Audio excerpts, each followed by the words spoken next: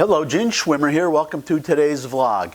Today, well, before I get into our subject, one of the disadvantages of having only a few subscribers is, well, having only a few subscribers. That in itself is a disadvantage because I want to reach as many people as possible. But one of the advantages of having very few subscribers is that when I get a new one, I can welcome the new subscriber individually. And that's what I'm doing. Now, I want to welcome, well, here's the problem. I hope I pronounce his or her name right. I don't know if it's a he or a she, or these days it could be any of 50 or more genders or sexes. I've frankly lost count. So I don't know how you identify or what you are, Mr. or Mrs. or Zer or Z. Physindex, I hope it, no, Physindax, is that right? Physzdendax. Welcome, and thanks also for the book recommendations. Physindax recommended 2 books for me to read that touched on the oikophobia subject that I talked about a couple of days, or could have been yesterday. Seems like only yesterday, whatever day it was. So thanks a lot.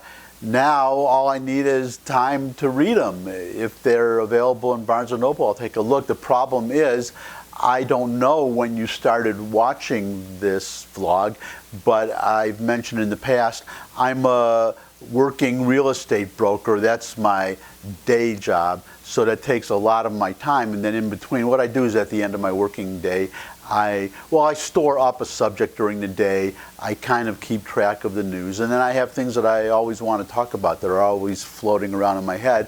Then I'll take an hour or hopefully less, just a little bit of time at the end of the day before I knock off for the day. I've got this camera set up in my office, and I'll record a quick video. So that's why you're not getting the technical quality that you're going to get from some of these other videos, because I don't have time to do that kind of stuff, to set up titles and throw in music and do everything. I have one piece of music that I stick in the beginning.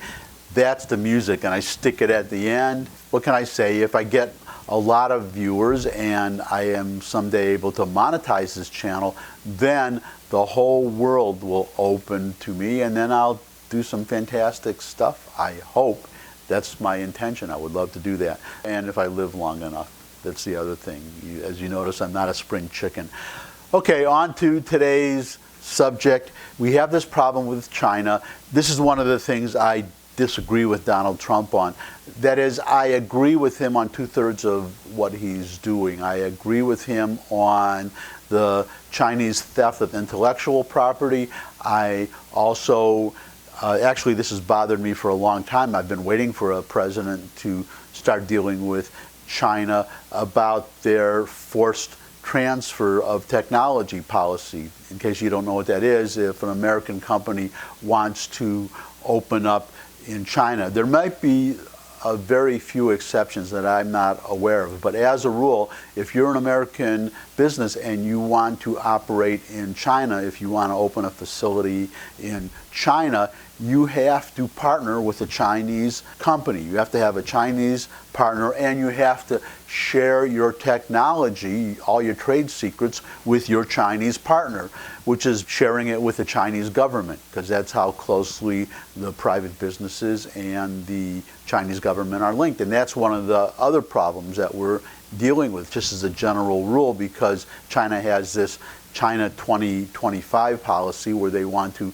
leapfrog the United States and become the world leader in all technology. Partly they do that by stealing from us and forcing us to share technology, but the other part of it is that the government subsidizes these companies. It's not private companies competing with American companies. You're competing with the Chinese government, which is unfair. We also do that with Europe, by the way, with Airbus. There's a consortium of European countries, notably France and Germany, that subsidize Airbus. Airbus is a major competitor for American companies such as Boeing, but Airbus could not hope to compete with Boeing were it not getting subsidies from various European governments. China is doing the same thing. I'm glad Donald Trump is doing something about it. It's about time somebody did. I just disagree with him on this idea of trade deficits. This would be another video. Trade deficits are not in and of themselves bad, and this insistence that the Chinese government buy our products to balance a trade deficit, I don't agree with that. I agree with free trade. So I think he's wrong there, and I'll talk about it more in another video. What I want to talk about now, though, today is Nintendo just announced. Nintendo is switching the manufacturer of, well, I don't play video games, so you're going to have to bear with me here, but these little handheld devices, I guess there's something called a Switch, and there's a new model of this Switch out. You push these little buttons and you can play a video game. I don't play video games. I have other things to do, like talk to all of you. This is a much better use of my time. I enjoy it much more than I would sitting in front of a computer screen playing video games. Anyways, the point about Nintendo and this Switch device, the new model, is that they're switching their production from China, where they were producing these devices, to Southeast Asia.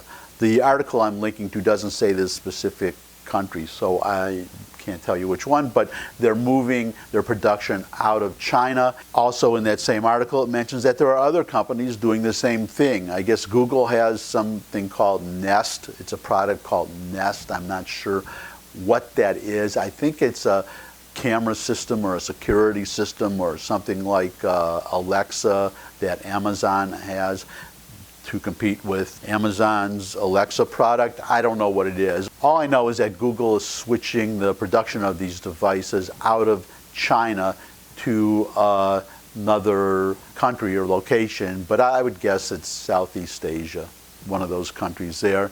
There's also GoPro, those little tiny sports cameras, they're moving their production out of China too. All of this is to get away from the tariffs that Donald Trump is imposing on China. I ordinarily would be against tariffs. I think it's a bad idea, but I can see why he's doing it in this case, because there aren't that many levers that we have to apply to China to deal with these problems that I described, the theft of the intellectual property and the forced technology transfers. So I guess I can grin and bear it. That was a grin there. But I do wish he would fixate less on tariffs and try to find some other methods of applying the, well, actually, I think he is. I think we're now restricting the ability of Chinese technical students to study in American universities, because that's another way that they steal our technology. So that's one good thing he's doing, but there may be other things that Trump could do. I would like him to explore them. But one advantage of these tariffs and the result therefrom of getting these companies to move out of China, number one, it makes us less dependent on China. And I talked about this before in an earlier video about American farmers being hurt when China stops buying soybeans and other agricultural products. That's because the farmers put their eggs in one basket. They depend on this one customer. I can tell you as a real estate broker, that's very bad. In fact, I know of one large real estate brokerage that has problems sometimes because they have this one big customer on which they depend. And when that customer is not doing anything, and if they lose that customer, then they're going to be in a lot of trouble because they depend so much on that one customer. In the technical area, we're talking about these companies not selling to China, though that's also a factor, as let's say if you're Apple, but having their production done all in China to get the cheap labor, which you can get elsewhere. But whether you're talking about selling to or doing production in China, I think it's bad for anybody to depend on one source of income in general, as a general proposal, but also it's bad because we're talking about China. China is, well, Donald Trump was talking about it today. He was meeting with the president of Poland. He did a news conference afterwards, and he was criticizing Germany, which just signed a big gas deal with Russia. So now they are very dependent, the Germans are, on Russia. We saw what they did with the Ukraine in a freezing winter. The Russians just cut off their gas supply, stopped sending them gas. They were in a lot of trouble. Now imagine this happening to Germany. The point I want to make today, be it an American company or Germany or any free country, any democratic country, is that no such country should ever, ever, ever put itself at the mercy of a hostile power such as China or Russia. And they are hostile powers. I mean, we're not talking about the Cold War anymore. We're not on the verge of a nuclear confrontation such as in my youth when we had the Cuban Missile Crisis. I remember that very well. I remember my childhood back in Detroit, where I was born, doing air raid drills. You would be sitting in your classroom, and then it would be an air raid siren, because we weren't talking about even missiles at that point. We were talking about Russian planes, bombers, flying over the United States and dropping atomic bombs. So we would have these air raid drills. We would have to all go down into the basement, line up, go down into the basement, sit in the basement, and there would be all these giant olive drab drums of water. That was a fallout shelter, I guess, or it was just the basement of the school. But that's how scary it was in those days. So thankfully those days are over. Now we're talking mainly about economic competition, but they're more than just a competitor. They're a hostile power. They have world designs. They're imperialistic. They seek influence. One way of getting that is by having free countries at their mercy, by being able to cut off their access to certain resources or markets, which is a problem I have. As much as a capitalist as I am, sometimes American companies, they think too much of the bottom line and the immediate profit and the dollar. So if they see a big market like China, they see all these customers, they see the potential to make billions upon billions, and they don't think about what kind of a country they're dealing with. That's a problem, and to solve that problem, these companies should do what Nintendo and GoPro and Google are doing, is find another place to manufacture. You don't have to manufacture in China, and if you're talking about selling to China, sell them as much as you can, but get other customers. There's a whole world out there. Britain's about to be free from the European Union come October 31. Let's make a nice free trade deal with Britain, with Her Majesty, who is a very nice lady. I would love us to have a free trade deal with Her Majesty. So quick recap, we talked about selling to China, we talked about manufacturing in China, but there's a third issue more important than either of those two issues, and perhaps more important than those two issues combined. That's our strategic situation, our basic ability to defend ourselves with the advanced weaponry that we need today, not to mention our ability to manufacture all these products, advanced technological and electronic and computerized products that we sell wherever we sell them, whether to China or anywhere else. That's rare earths. Rare earths, well, they're called rare earths because they're rare. They're rare elements that exist only in a few parts of the world. Most of these rare earths are in China. I believe China supplies today 80% of our needs for these rare earths.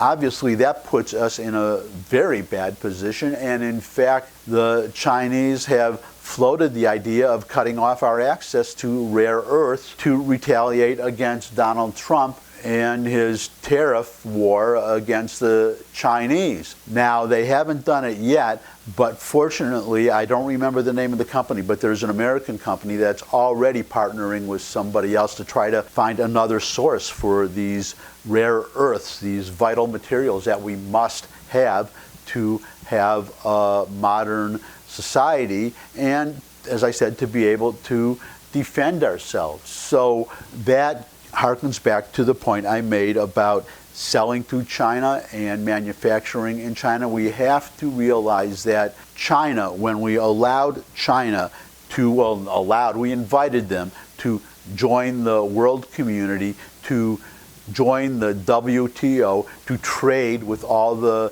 free countries of the world.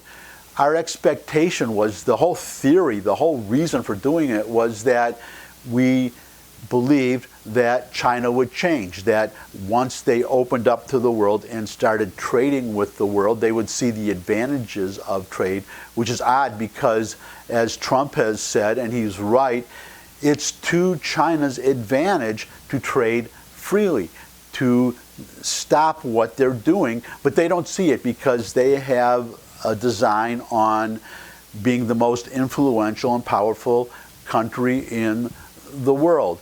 That's their focus. We should not delude ourselves that China is going to change, absent a revolution from the ground up, which it may happen someday. Maybe there will be another Tiananmen Square, and Tiananmen Square 2 will be a spark that ignites the whole country, and we have a free, democratic China. But I would not hold my breath waiting for that. China is what China is. If it were up to me, if I had the power, I would kick them out of the WTO, the World Trade Organization, until they're ready to play by the same rules as everybody else. But I would not hold my breath waiting for that to happen either.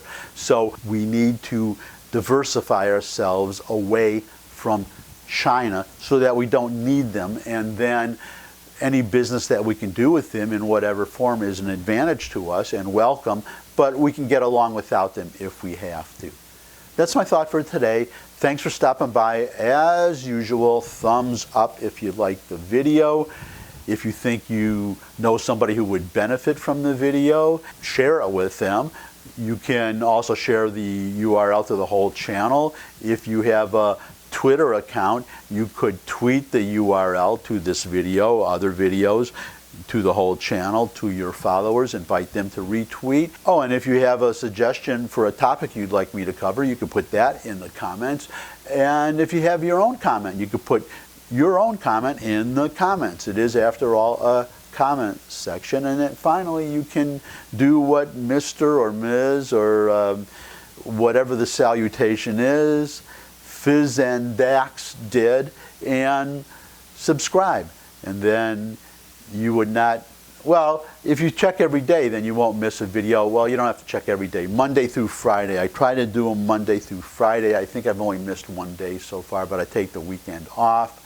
Hope you don't mind. But if you subscribe, you don't have to check every 10 minutes, as I'm sure all of you are doing, to know the instant I post a new video.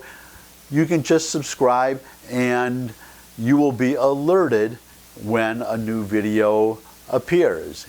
And then you can go watch that video right away, or it will be there waiting for you, but you'll be able to go through your whole day knowing that that video is there waiting for you when you're ready. That's it. Have a nice day. See you all again soon. Bye.